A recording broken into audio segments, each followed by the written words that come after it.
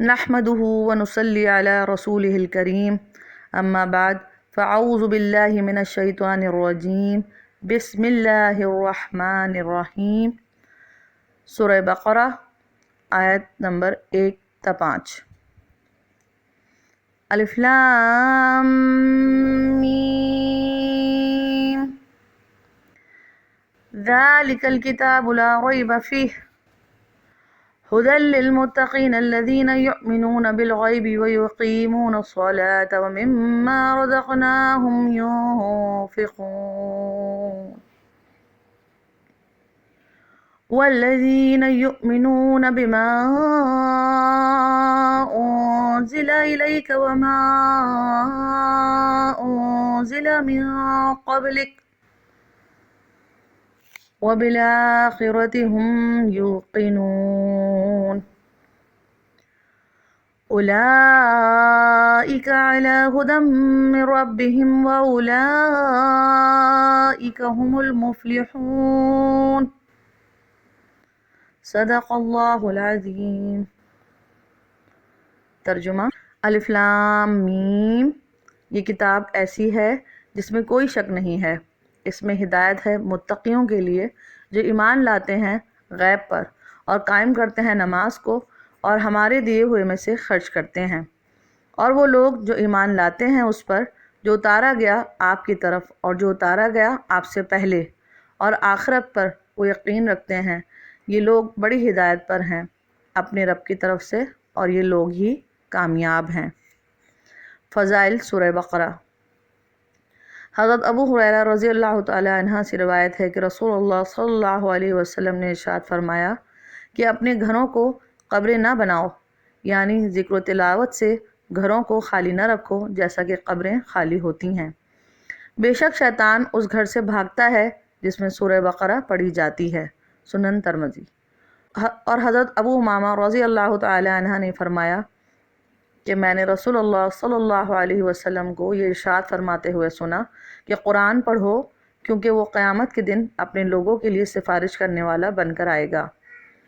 دو روشن چیزوں کو پڑھو، یعنی سورہ بقرہ اور سورہ آل عمران کو، کیونکہ وہ دونوں قیامت کے دن اس طرح آئیں گی جیسے بادل ہوں یا جیسے پرندوں کی دو جماعتیں صف بنائے ہوئے ہوں۔ اپنے لوگوں کے لیے خوب زوردار سفارش کریں گی۔ سورہ بقرہ کو پڑھو کیونکہ اس کا حاصل کر لینا برکت ہے اور اس کا چھوڑ دینا حسرت ہے، اور وہ اہل باطل کے بس کی نہیں۔ صحیح مسلم۔ اہل باطل کے بس کی نہیں یعنی وہ اسے حفظ نہیں کر سکتے، اور بعض حضرات نے فرمایا ہے کہ اہل باطل سے جادوگر مراد ہیں، مطلب یہ ہے کہ سورہ بقرہ کے پڑھنے والے پر جادو کا اثر نہیں ہو سکتا۔ ابن کثیر۔ حضرت ابو ہریرہ رضی اللہ تعالی عنہ سے روایت ہے کہ رسول اللہ صلی اللہ علیہ وسلم نے ارشاد فرمایا کہ ہر چیز کا ایک بلند حصہ ہوتا ہے، اور قرآن کا بلند حصہ سورہ بقرہ ہے۔ اس میں ایک آیت ہے جو قرآن کی سب آیتوں کی سردار ہے، وہ آیت الکرسی ہے۔ جس گھر میں پڑھی جائے گی اس میں سے شیطان ضرور بھاگ جائے گا۔ الترمذی فی السنن۔ سورہ بقرہ کو سب سے بڑی سورت ہونے کے اعتبار سے قرآن کا بلند حصہ فرمایا، نیز اس اعتبار سے بھی کہ اس میں احکام کثیر تعداد میں مذکور ہیں، اور یوں بھی کہا جا سکتا ہے کہ اس میں جہاد کا حکم ہے جس سے رفعت اور بلندی حاصل ہوتی ہے۔ واللہ اعلم۔ حضرت عمر رضی اللہ تعالی عنہ نے فرمایا کہ سورہ بقرہ اور سورہ نساء، سورہ حج اور سورہ نور کو سیکھو کیونکہ ان میں فرائض ہیں۔ در منصور۔ حروف مقطعات کی بحث۔ الف لام میم، یہ حروف مقطعات میں سے ہے، اور حروف مقطعات 29 سورتوں کے شروع میں آئے ہیں۔ ان میں الف لام میم 6 جگہ ہے، اور الف لام را 5 جگہ ہے، اور حامیم 6 جگہ ہے، اور طاسین میم 2 جگہ ہے، اور ان کے علاوہ باقی سب ایک ایک جگہ ہیں۔ کیونکہ یہ متشابہات میں سے ہیں اس لیے مفسرین ان کے سامنے یوں لکھ دیتے ہیں، اللہ کو اس کے معنی معلوم ہے۔ بہت سے اکابر جن میں خلفائے اربعہ اور ابن مسعود رضی اللہ تعالی عنہ بھی ہیں، ان کا موقف یہی ہے جیسا کہ ابن کثیر رحمۃ اللہ علیہ نے نقل کیا ہے۔ بعض حضرات نے ان کے کچھ معنی بھی بتائے ہیں۔ کسی نے کہا ہے کہ یہ ان صورتوں کے نام ہیں جن کے شروع میں آئے ہیں۔ حضرت مجاہد رحمۃ اللہ علیہ کا قول ہے کہ الف لام میم قرآن کے ناموں میں سے ایک نام ہے۔ حضرت ابن عباس رضی اللہ تعالیٰ عنہ سے منقول ہے کہ اللہ تعالیٰ کے اسما ہیں جن کے ذریعے اللہ تعالیٰ نے قسم کھائی ہے۔ بعض حضرات نے فرمایا کہ الف لام میم لفظ اللہ کا پہلا حرف ہے، اور لام اللہ کے نام لطیف کا پہلا حرف ہے، اور میم مجید کا پہلا حرف ہے۔ لیکن اس میں سے کوئی بات رسول اللہ صلی اللہ علیہ وسلم سے منقول نہیں ہے۔ مفسرین نے حروف مقطعات کے ذریعے صورتیں شروع کرنے کی یہ حکمت بھی لکھی ہے کہ اہل عرب کو بتانا تھا کہ کتاب جو محمد رسول اللہ صلی اللہ علیہ وسلم پر نازل ہوئی ہے، اس کے کلمات انہی حروف سے مرکب ہیں جو تمہاری گفتگو اور محاورات میں استعمال ہوتے ہیں۔ تم فصیح و بلیغ ہو، اس جیسی کتاب بنا کر لاؤ۔ جب ماہرین اس جیسی کتاب بنا کر نہیں لا سکتے تو ایک امی جس نے کسی سے کچھ نہیں پڑھا اس کے بارے میں کیسے کہتے ہو کہ اس نے اپنے پاس سے بنا لیا؟ اگر یہ کلام کسی غیر اللہ کی طرف سے ہوتا تو تم لوگ اس جیسا کلام بنانے سے کیوں عاجز رہ جاتے؟ اس کے علاوہ اور بھی حکمتیں بیان کی ہیں جو مفسر بیضاوی نے لکھی ہیں۔ ان حروف کو اسی طرح الگ الگ پڑھا جاتا ہے۔ قرآن مجید بلا ریب اللہ کی کتاب ہے۔ ذالک الکتاب لا ریب فیہ، یہ کتاب ہے جس میں کوئی شک نہیں۔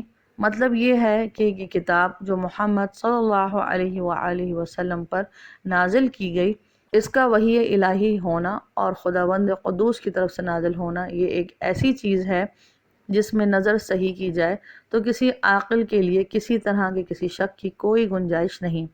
اگر کسی کو کوئی شک ہے تو اس کی کج فہمی کی وجہ سے ہے، اس کے شک کا اعتبار نہیں۔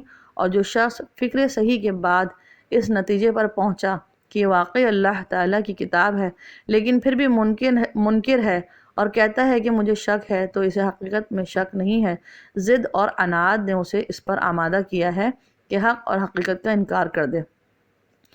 قرآن مجید متقیوں کے لیے ہدایت ہے۔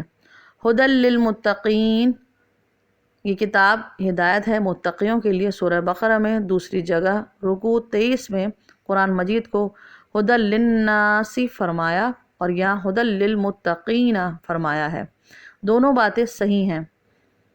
قرآن کی دعوت عام ہے، ہر انسان کو قرآن نے حق کی دعوت دی ہے اور بار بار سمجھایا ہے اور دلائل پیش کیے ہیں جن کو سامنے رکھ کر تھوڑی سی سمجھ رکھنے والا بھی ہدایت پر آ سکتا ہے۔ لیکن چونکہ اس سے وہی لوگ نفع حاصل کرتے ہیں جو اپنی عقل و فکر کو استعمال کر کے حق قبول کرتے ہیں اور یہ طے کر چکے ہیں کہ ہمیں گمراہی میں نہیں رہنا اور شرک و کفر سے بچنا ہے، اس لیے یہاں ھدی للمتقین فرمایا۔ لفظ اتقا جس سے متقی کا لفظ ماخوذ ہے اور اس کی جمع متقین ہے، اس کے معنی بچنے کے ہیں اور ڈرنے کے معنی میں بھی لایا جاتا ہے۔ لفظ تقوی اور اتقا دونوں کا مادہ ایک ہی ہے، شرک اور کفر سے بچنا اور ایمان قبول کر کے چھوٹے بڑے گناہوں سے بچنا اور مزید ترقی کر کے متشابہات سے بچنا اور اپنے باطن کو صرف ذات حق تعالی شانہ ہی میں مشغول رکھنا اور اسی کی طرف متوجہ رہنا، یہ سب تقوی میں آتا ہے۔ اہدنا الصراط المستقیم میں جو یہ بات بتائی گئی تھی کہ اس میں ہدایت پر ثابت رہنے کی دعا ہے، یہاں بھی وہ بات کہی جا سکتی ہے۔ جو لوگ متقی ہیں، قرآن مجید پڑھ کر اور سن کر ان کی صفت تقوی میں مزید اضافہ ہو جاتا ہے اور ایمان بڑھ جاتا ہے۔ متقین کی صفات۔ اس کے بعد متقین کی صفات بیان فرمائی۔ اول یہ کہ وہ غیب پر ایمان رکھتے ہیں، یعنی اللہ تعالیٰ نے اپنی کتاب میں جن باتوں کی خبر دی ہے اور رسول اللہ صلی اللہ علیہ وسلم نے جو باتیں بتائی ہیں، ماضی سے متعلق ہوں یا مستقبل سے، ان سب کو مانتے ہیں اور ان پر ایمان لاتے ہیں۔ بغیر دیکھے صرف خبر پر ایمان لے آنا یہ ایمان بالغیب ہے اور ایمان بالغیب ہی معتبر ہے۔ جب قیامت کا دن ہوگا تو وہاں کے حالات سب ہی دیکھ لیں گے اور مان لیں گے لیکن دیکھنے کے بعد مان لینا اور ایمان لانا معتبر نہیں۔ متقیوں کی دوسری صفت یہ بیان فرمائی، وَيُقِيمُونَ الصَّلَاةَ، یعنی وہ نماز قائم کرتے ہیں، یصلون نہیں فرمایا بلکہ یقیمون الصلاۃ فرمایا۔ نماز کے فرائض و واجبات و سنن و مستحبات سب کو خوب دھیان اور خوش و خضوع کے ساتھ ادا کیا جائے۔ یعنی نماز کا قائم کرنا یہ ہے کہ رکوع سجدہ پورا ادا کیا جائے اور تلاوت بھی صحیح ہو اور نماز میں خشوع بھی ہو اور نماز پڑھتے وقت نماز کا دھیان بھی ہو۔ پھر فرمایا وَمِمَّا رَزَقْنَاهُمْ يُنْفِقُونَ، اور ہمارے دیے ہوئے میں سے خرچ کرتے ہیں۔ متقیوں کی صفت اقامت الصلاۃ بیان کرنے کے بعد جو عبادات بدنیہ میں سے سب سے اہم اور سب سے بڑی عبادت ہے، مالی عبادت کا ذکر فرمایا۔ یعنی متقیوں کی صفات میں سے یہ بھی ہے کہ جو کچھ اللہ تعالیٰ نے ان کو عطا فرمایا ہے اس میں سے اللہ کی رضا کے لیے خرچ کرتے ہیں۔ اس میں مالی فرائض، زکوٰۃ اور عشر اور واجبات، صدقہ فطر وغیرہ نفلی صدقات سب داخل ہیں۔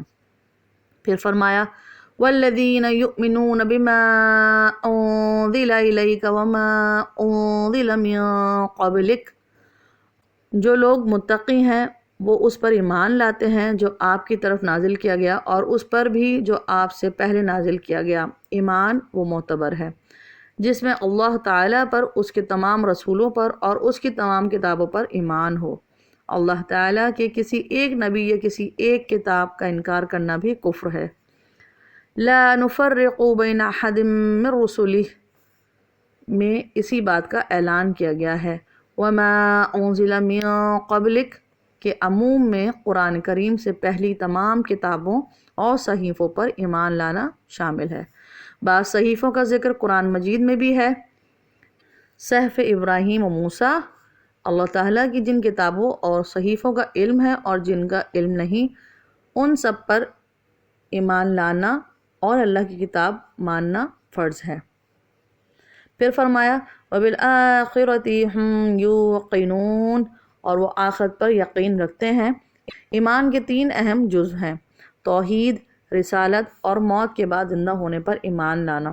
یہاں ان تینوں چیزوں کو بتا دیا ہے اور ساتھ ہی نماز اور زکوٰۃ کا بھی ذکر فرما دیا، کیونکہ ایمان قلبی کے بعد دوسرا درجہ نماز کا ہے اور اس کے بعد زکوٰۃ ہے۔ ایک فریضہ بدنیہ اور دوسرا فریضہ مالیہ بیان فرما دیا۔